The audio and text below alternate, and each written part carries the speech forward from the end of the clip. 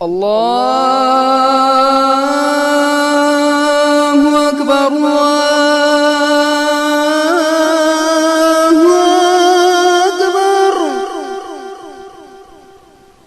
اللہ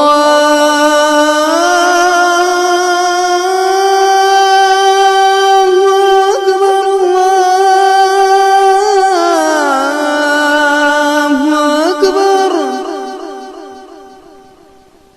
أشهد أن لا إله إلا الله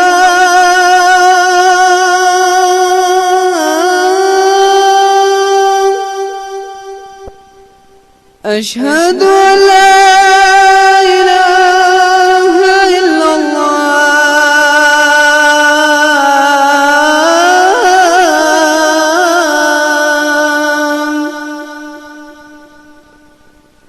أشهد أن محمد رسول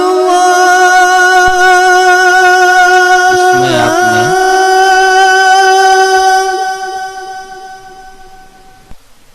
قرآن حکیم کا پہلا پارہ اور دوسرے پارے کا پاؤ حصہ سماعت فرمایا.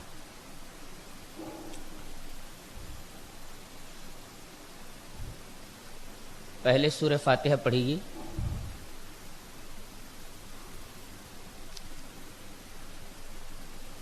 سورہ فاتحہ سے پہلے اعوذ باللہ من الشیطان الرجیم، اس کے بعد بسم اللہ الرحمن الرحیم.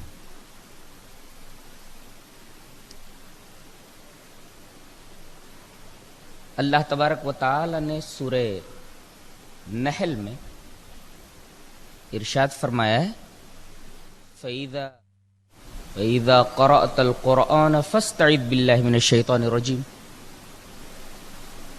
کہ جب تم قرآن پڑھنے کا ارادہ کرو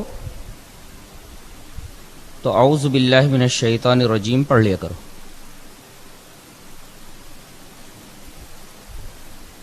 یعنی شیطان رجیم سے اللہ کی پناہ چاہ لیا کرو. اس کے بعد بسم اللہ الرحمن الرحیم پڑھی جائے.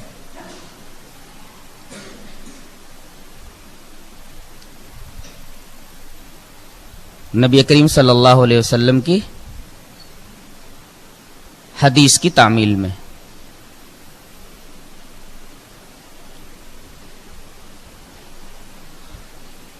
اعوذ باللہ من الشیطان الرجیم پہلے کیوں ہے اور بسم اللہ الرحمن الرحیم بعد میں کیوں ہے؟ وجہ یہ ہے کہ دفع مضرت جلب منفعت پر مقدم ہوا کرتا ہے. نہیں سمجھے؟ دفع مضرت کا مطلب ہوتا ہے تکلیف کا دور کرنا، اور جلب منفعت کا مطلب ہوتا ہے نفع کا حاصل کرنا. تو پہلے ضرر رساں چیزوں کو دور کرنے کی اپنے سے اللہ تبارک و تعالی کے حضور درخواست کرو، اور اس کے بعد جو نفع طلب کرنا ہے وہ کرو.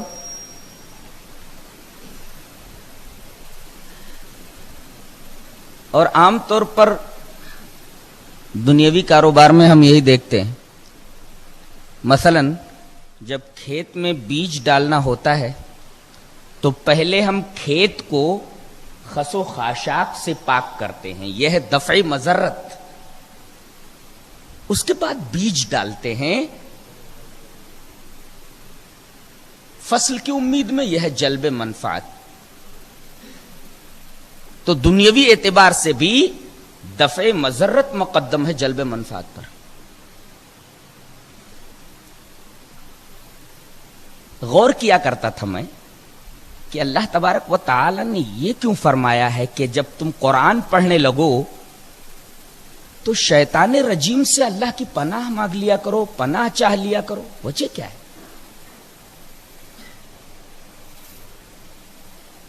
تو یہ جان لیجئے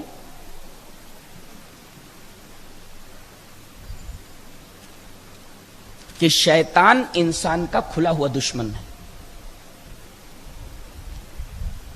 وہ ایسے ایسے دامے فریب بچھاتا ہے کہ اگر انسان کو اس دامے فریب کا علم نہ ہو تو اس میں پھنس جائے گا.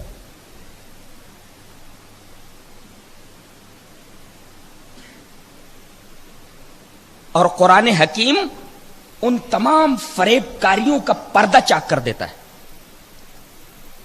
جن جن تدبیروں کے ذریعے شیطان انسان کو گمراہ کرتا ہے ان تمام تدبیروں، ہیلوں اور فریب کاریوں کو قرآن حکیم میں بیان کر دیا گیا ہے. اب کوئی آدمی قرآن حکیم کو سمجھ کر اگر پڑھ لے تو اسے شیطان کے سارے فریب، سارے ہیلے، گمراہ کرنے کی ساری تدبیروں کا علم ہو جائے گا. اسی وجہ سے شیطان یہ چاہتا ہے کہ انسان کو قرآن ہی سے دور کر دو. بڑے بدنصیب ہیں وہ لوگ جو یہ پروپیگنڈا کرتے پھرتے ہیں کہ قرآن سب کی سمجھ میں نہیں آتا. قرآن کو سمجھنے کے لیے بہت سارے علوم کی ضرورت ہے. در حقیقت یہ جراثیم ان کے ذہن میں شیطان نے ڈالے ہیں. مقصد یہ ہے کہ لوگوں کو قرآن حکیم سے دور کر دیا جائے. اب جب وہ قرآن کریم پڑھیں گے نہیں تو شیطان کے بچھائے ہوئے جالوں سے اپنے آپ کو کیسے بچا سکتے ہیں؟ اس مقام پر مجھے حضرت حذیفہ ابن یمان رضی اللہ تعالیٰ عنہ سے مروی ایک روایت جسے امام مسلم رحمت اللہ علیہ کتاب الامارہ میں لائے ہیں یاد آ گئی. حضرت حذیفہ فرماتے ہیں کہ لوگ رسول اللہ صلی اللہ علیہ وسلم کے پاس آ کر کے خیر کے بارے میں سوال کرتے تھے اور میں شر کے بارے میں سوال کرتا تھا اس ڈر سے کہ کہیں میں شر میں مبتلا نہ ہو جاؤں. یہ حدیث بتا رہی ہے کہ جہاں یہ جاننا ضروری ہے کہ خیر کیا ہے وہیں یہ جاننا ضروری ہے کہ شر کیا ہے. جہاں یہ جاننا ضروری ہے کہ توحید کیا ہے وہیں یہ جاننا ضروری ہے کہ شرک کیا ہے. جہاں یہ جاننا ضروری ہے کہ سنت کیا ہے وہاں یہ جاننا ضروری ہے کہ بدعت کیا ہے. اگر بدعت کے بارے میں علم نہیں ہوگا تو آپ بدعتوں میں ملوث ہو جائیں گے، گرفتار ہو جائیں گے. شرک کے بارے میں علم نہیں ہوگا، شرک میں گرفتار ہو جائیں گے. تو شیطان کی سب سے بڑی خواہش یہ ہے کہ انسان کو قرآن سے دور کر دے تاکہ اس کے بچھائے ہوئے جالوں سے لوگوں کو واقفیت نہ ہو. اسی وجہ سے اللہ تبارک و تعالی نے یہ حکم دیا کہ جب تم قرآن حکیم پڑھنے کا ارادہ کرو تو اعوذ باللہ من الشیطان الرجیم پڑھ لیا کرو تاکہ تمہیں وہ قرآن کریم سے دور نہ کر دے، قرآن حکیم سے تم کو ہٹا نہ دے، اس سے تم کو بیزار نہ کر دے. اس کے بعد بسم اللہ الرحمن الرحیم. نبی کریم صلی اللہ علیہ وسلم کا ارشاد علی ہے کہ جو شخص کوئی بھی امر ذیبال، کوئی بھی اہم کام کرنے لگے اور وہ بسم اللہ سے اس کام کو نہ شروع کرے وہ کام ابتر رہتا ہے اور دم بریدہ رہتا ہے، ناتمام رہتا ہے. اور قرآن حکیم پڑھنے سے بڑا امر ذیبال اور کیا ہو سکتا ہے؟ لہذا اس کے لیے بھی بسم اللہ الرحمن الرحیم پڑھ لیا جائے.